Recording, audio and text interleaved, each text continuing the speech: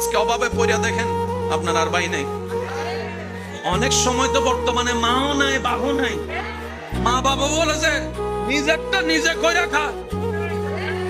বর্তমানে বাস্তব না বাস্তব আপনারা বলেন।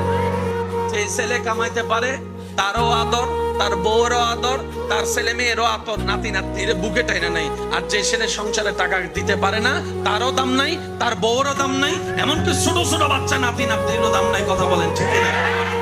এই বাস্তবতা মানতে না চালেও মেনে নিতে হবে যারা বুদ্ধিমান আছে, জ্ঞানওয়ালা।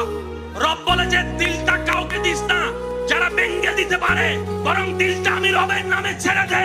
আর আমি রব তেমন দয়াবান, পৃথিবীতে বাঙ্গা জিনিসের দাম থাকে না, কিন্তু তোর বাঙ্গা হৃদয়ের দাম তোর মার কাছে না থাকলে, বাবার কাছে না থাকলে, ভালোবাসার মানুষের কাছেও না থাকতে পারে, কিন্তু তোর বাঙ্গা হৃদয়ের দাম আমি রবের কাছে 24টা ঘন্টা আছে। সেজন্য দিলটা সবসময় দিতে হবে কাকে? একটু জোরে বলেন, আরো জোরে। বান্দা হিসেবে দিব আল্লাহকে, উম্মত হিসেবে দিব নবীকে।